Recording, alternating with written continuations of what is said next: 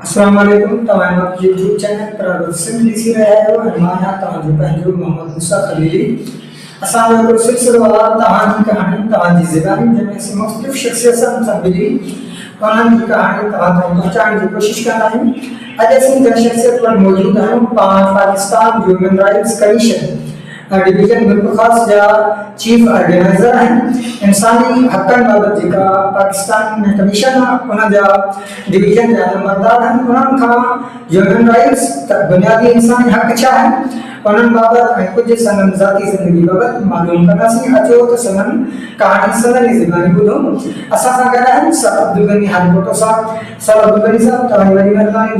जो तव्हां असांजे चैनल लाइ जॉइन कयो। सभ खां पहिरियों तव्हां पंहिंजो थोरो बैकग्राउंड ॿुधायो। वालेकुम सलाम सर कबीर तव्हांजी जेका टीम हुनजी महिरबानी आया असांजो इंटरव्यू लाइ। ऐं सभु खां पहिरीं ॿुधाईंदो वञा जेको मुंहिंजो नालो अब्दुल गनी हालेकोटो,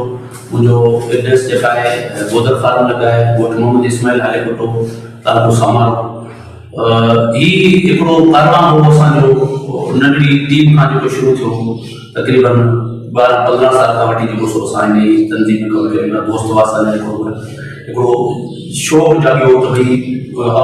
माशरे लाइ कुझु भलो कजे, सुठो कजे। हिकिड़ी अहिड़ी रवश डिज़ाइन में जेका आई उनखे असां उतां खां पंहिंजी नंढी लेवल ते शुरू कयोसीं। यूसेफ खां तालकनि खां नंढा नंढा शुरू कयासीं। उन खां थींदे थींदे माशाअल्लाह जी जेको सो उन लेवल ते 2013-12 खां असांजो आगाज़ हो। अॼु जेको सो 25 ताईं असांजी माशाअल्लाह टीम वॾी ठहियल आहे ऐं बाक़ाइदा इहे सॼा जेके बि अवामी हक़नि जा जेके मसइला आहिनि कमु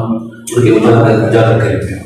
सर ये बताइए पाकिस्तान ह्यूमन राइट्स कमीशन में मंशूर मुताबिक बुनियादी इंसानी हक़ क्या है? सही सब खां पहिरीं इंसानी हक़ हिते ॾिठा वञनि त उहे अवामी जेके सहूलियतूं आहिनि असांजी एजुकेशन आहे, सिहत आहे, ॿियूं जेके हुकूमत जूं जेके अहिड़ियूं सहूलियतूं आहिनि जेके हुकूमत जे आहिनि पाकिस्तान में जेके हुकूमत खे तव्हांखे आवाम ताईं पहुचाइणियूं वो पाकिस्तान के आइन में शयूं जेके लिखियल आहिनि एजुकेशन आहे, सिहत आहे ऐं इन अलावा रहणी कहिड़ी बाबति जेके बि बुनियादी शयूं आहिनि उहे ऐं असांजी ऑर्गेनाइज़ेशन जेको सो एजुकेशन सिहत सभु कमु उन्हनि ते ई कमु कयूं। सर ह्यूमन राइट्स कमीशन जी जॾहिं इंसानी हक़नि जी वायोलेशन थिए थी त ह्यूमन राइट्स कमीशन जो तरीक़ेकार छा आहे उहो कीअं उनखे मुआवज़ो ॾींदी?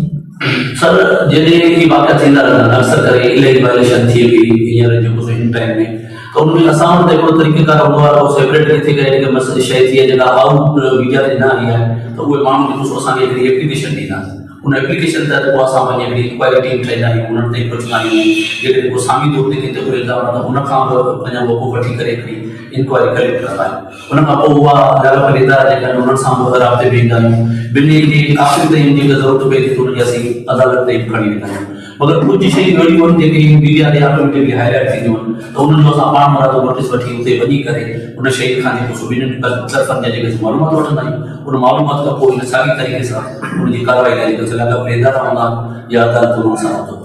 सत्तावन ज़िले उमरकोट जा human rights commission of Pakistan जा चीफ ऑर्गेनाइजर रहा है। हिन इलाके में हिन ज़िले में को ख़ास वालो तव्हां स्टेट वठो सही सब खां वॾो लॻियो असांखे पहिरियों जीअं असांखे हिमत बि ॾिनी, जीअं असांखे सबक बि ॾिना, जीअं असांखे वॾा जेके शयूं कुझु हुयूं हिते कुंडली में जेको हबी व्यवहार क़तल केस जेको थियो उहो असां माशाअल्लाह करे तंज़ीम वासी हुन मामले ते असां हाईलाइट कयो, एग्ज़ैक्ट कयासीं। थाणे ते पंहिंजी एप्लीकेशन अदालतुनि ताईं सुप्रीम कोर्ट में पहुचाईसीं। पोइ जॾहिं उन मामला जॾहिं ठही पाण हल थी विया पोइ माइटनि जेको कॉम्प्रोमाइज़ करे छॾियो मगर असां पोइ हुन ते पंहिंजो मार्को ॾिठासीं, सुप्रीम कोर्ट खे लिखियोसीं, एहतिजाज नोट कराईंदा रहियासीं त उनजो सुप्रीम कोर्ट जेको हिकु दफ़ा नोटिस वरितो पाण वारो वरी आख़िर में वरी ॿिए दफ़ा नोटिस वरितो। सो पोइ जीअं हुनजे कॉम्प्रोमाइज़ थियल उहे शयूं जेके पंहिंजे हिसाब सां हलियूं रहियूं पर असांजो हाईलाइट वॾो जेको केस हो उन केस में इहो थियो जो केस जो जेको फरियादी हो जेको हवी जो वालिद उन असांजे ख़िलाफ़ दरख़्वास्त कई हुई। हिते सिविल जज खे ॾिनी हुई, पुलिस खे ॾिनी हुई त हीउ माण्हू जेको असांखे गुमराह कनि पिया ऐं असांजो अहिड़ो को बि वाक़ियो कोन थियो आहे, छोकिरी असांजी ख़ुदकुशी कई आहे ऐं असां सां को वाक़ियो कोन थियो मगर हीअ असांखे प्रेशराइज़ करे इहा शइ जेको सो मञाए पियो आहे त को छोकिरी क़तल थी। सर इंसानी हक़नि जी वायोलेशन ते आवाज़ उठाईंदे तव्हांखे काफ़ी ॾुखाई ज़िंदगी में कोई मुश्किल वाक़ियो पेश आयो? इलाही वाक़िया थिया, इलाही इशू थिया। असां जॾहिं को आवाज़ उथारियो आहे उते पंहिंजो सपोर्टूं बची वियूं उनखे जो उन्हनि जूं जेके जंहिंजे ख़िलाफ़ एप्लीकेशन थियूं अचनि थियूं या को अहिड़ो मसइलो असां उथारियोसीं उनखे माफ़ु करण लाइ इलाही जेके ज़ुबान जो कानून वग़ैरह सियासी अहिड़े तरीक़े सां उनखां हटी करे उनखे माफ़ु करण लाइ करे कोर्टनि में एप्लीकेशन थियूं आहिनि। अहिड़ा जाम वाक़िया थिया आहिनि मगर असां उहो पंहिंजो रस्तो अलॻि आहे उनखे बुलंद कंदा अचूं पिया ऐं असांजे हक़ में जो आवाज़ ह्यूमन राइट्स कमीशन जा अॻुवान हूंदे ऐं समाजी अॻुवान हुयो पंहिंजी ज़ाती ज़िंदगी में कीअं मैनेज कयो साईं अल्हम्दुलिल्लाह असांजो अलाह पाक जे करम थोरी घणी पंहिंजी ज़मीन आहे ज़ाती ऐं भाउर जेके ॿिया सॼो असांजो मिडिल सिस्टम आहे उहो संभालींदा आहिनि उन में जेको असांजो घर सिस्टम सॼो कुझु हले थो ऐं प्राइवेट जॉब मूं वटि आहे स्कूल जो एडमिन ऐं प्रिंसिपल आहियां प्राइवेट स्कूल आहे उन मां जेको सो अलाह जो शुक्र आहे कुझु आमदनी थिए थी ऐं सोशल कमु जेको सो आहे असां हिकिड़ो वॾे थी नज़ाकत कयूं पिया उन में जेको सो सभई दोस्त गॾिजी पंहिंजे तरीक़े सां कमु कंदा आहियूं बाक़ी घरेलू जेको ज़िंदगी अलाह पाक जा करम पंहिंजी जेको सो अलाह पाक जो ॾिनो आहे जेकॾहिं के नौजवान या के माण्हू ह्यूमन राइट्स कमीशन सां रब्तो करणु चाहिनि त बुनियादी इंसानी हक़ जे ख़िलाफ़ वर्ज़ी कीअं करे सघनि असांजा नंबर ॾिनल आहिनि असांजा पेज बि ठहियल आहिनि असांजा व्हाट्सअप ग्रुप बि ठहियल आहिनि ऐं कंप्लेंट सेल बि ठहियल आहे असांजो उमरकोट में बि ठहियल आहे कुंडली में बि ठहियल आहे ॿियनि दफ़्तर में बि ठहियल आहे को बि दोस्त जेको कंप्लेंट सेल ते असांजो सोशल मीडिया ते कयल आहे त हुते एप्लीकेशन ॾेई सघनि था असांजा नंबर हेल्पलाइन कोड ॾिनल आहिनि किथे भई राब्ता कंदा वञनि माण्हू जेको सो राति जो वादी जो जेको थोरो इशू थींदो आहे सभु पहिरीं असांखे हलाए ॾींदा मुल्क में इंसानी हक़नि जी हालत खे कीअं ॾिसो साईं छा इन जे करे तमामु घणी वाइलेशन थी वई असांजे हक़नि जी पूरे मुल्क में जेको सो जिते जिते ॾिठो वञे पंहिंजे मुल्क जो पाण सिंध जो मिसाल वठूं था पंहिंजे सिंध जा हालात तव्हां ॾिसो हुकूमतनि जूं जेके ज़िम्मेवारियूं उहे ॾिसो ऐं सिंध जा हालात पंहिंजे ॻोठण ईंदा ज़िले उमरकोट खे तव्हां वठी वठो ॾिसो त जेकी मथां खां जेतिरो दौर थियो आहे का सहूलियत कोन्हे रोड कोन्हे रस्ता कोन्हे पीअण जे पाणी जी सहूलियत कोन्हे एजुकेशन त तमामु तबाह थियल आहे उते ॾिसो त तव्हां इदारनि में जेको बिल्डिंगूं खस्ता जेको ॿार हिन सर्दी में जेको सो खुले आसमान ते पढ़नि था पीअण जी पाणी जी सहूलियत कोन्हे वॉशरूम जी स्कूलनि में सहूलियत कोन्हे सिहत खाता जेके इदारा उन्हनि में बि ॾिसो त डॉक्टर कोन्हे दवाऊं कोन थियूं मिलनि इलाही सही सॼो सिस्टम जेको सो डामाडोल नज़र आहे तमाम बुनियादी इंसानी हक़नि खे ध्यान ॾियण लाइ अवाम जी आगाही जो प्रोग्राम रखंदा रहंदा आहिनि बिल्कुलु सर असांजो पहिरीं ॻाल्हि नंढा नंढा प्रोग्राम हर ॻोठणी सतह ते शहरी सतह ते जिते किथे असांजा तक़रीबन प्रोग्राम थींदा रहंदा आहिनि मगर हर साल असां इंसानी हक़नि जो जेको ॾियारो आहे 10 डिसंबर उन ते असां हिकिड़ो प्रोग्राम रखंदा आहियूं कॾहिं ज़िले सतह ते कॾहिं तालुके सतह ते उन मंझि असां जेके बुनियादी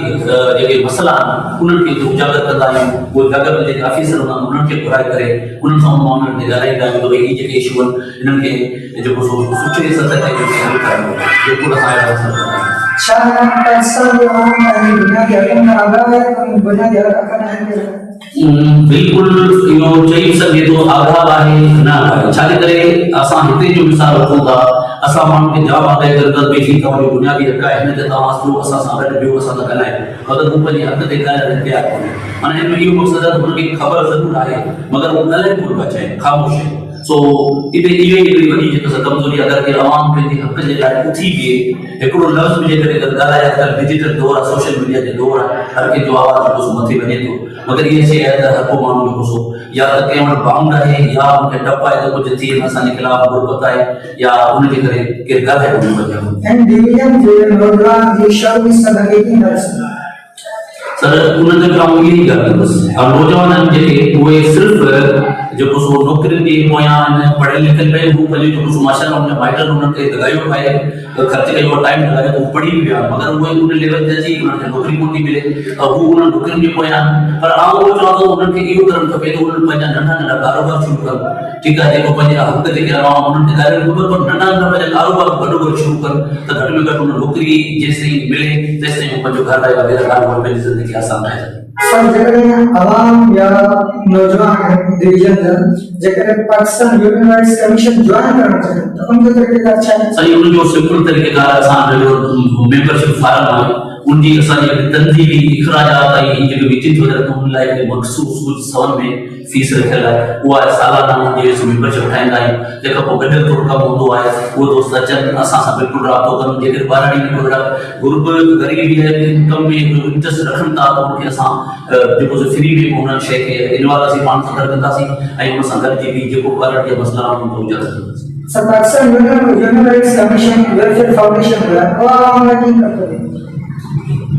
सही सवाल कंदो आहे जे वेलफेयर आवाम अलग है आवाम जी जेका भलाई इनमें असां ॾिसूं था त भई को अहिड़ो को केस आहे का अहिड़ो को यतीम न्याणी आहे अहिड़ो को ग़रीब माण्हू आहे जंहिंजी के छोकिरो शागिर्द पढ़े पियो मथी लेवल ते हुनखे को फीस जी नीड आहे का ग़रीब यतीम न्याणी आहे त उन में असां ऐं कुझु नोटेबल्स उन्हनि सां गॾिजी करे हिकिड़ो सिस्टम ठाहे उन्हनि खां वठी करे उन न्याणी जी अहिड़ा असां इलाही केस कया तकरीबन दर्जन केस अहिड़ा उन्हनि यतीम न्याणी जी असां सपोर्ट कई आहे उन्हनि जी शादियूं करायूं आहिनि केतिरा ई अहिड़ा शागिर्द जेको मथे पंहिंजी फीस कोन था भरे सघिया त उन में इहो आहे त असां उन मां फंड न आहे मगर कुझु अहिड़ा दोस्त वालिद असां सां गॾु आहिनि कुझु नोटेबल्स असां सां जेके तंज़ीम में गॾु हू पंहिंजे सिस्टम मां जेको उन्हनि जी मदद कंदा ऐं उहो थ्रू असां उन्हनि ते मसइलो पहुचाए था उहो उन्हनि जी मदद कंदा त अहिड़नि माण्हुनि जी मदद थी। आखिर में नौजवान मिशन जी माण्हुनि खे लॻे पैगाम ॾियणु चाहिनि सर नौजवान लाइ जो इहो मैसेज आहे त तव्हां सभ खां पहिरीं त पंहिंजी तालीम खे ॾिसो अवले त जो माइटनि खे चवंदुसि त हीअ जेके इदारा स्कूल खुलिया पिया आहिनि गवर्नमेंट जा स्कूल खुलिया पिया आहिनि प्राइवेट स्कूल खुलिया पिया आहिनि सभ खां पहिरीं पंहिंजे ॿारनि खे स्कूल कराइनि तंहिंखां पोइ नौजवान जेके हींअर आला तालीम हासिल कनि पिया जेके यूनिवर्सिटी टाइप ते पहुतल आहिनि त उन्हनि खे इहो पैगाम त तव्हां पंहिंजी तालीम मुकमल करियो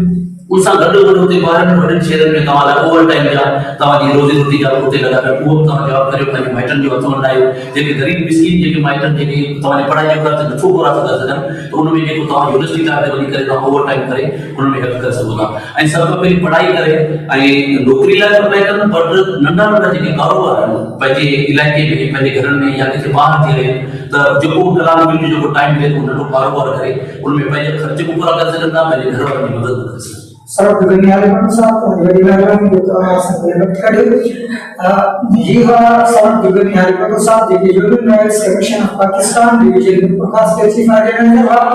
इन बुनियादी अवामी ऐं इंसानी हक़ बाबति तव्हां सभिनी खे ध्यान ॾिनी पंहिंजो तजुर्बो शेयर कयो तव्हां यूट्यूब चैनल प्राइवेट सिंध खे सब्सक्राइब कयो उनजी वीडियोस खे लाइक कयो ऐं उनखे शेयर कयो जीअं अवाम खे वधि खां वधि फ़ाइदो पहुची सघे तव्हां सभिनी जी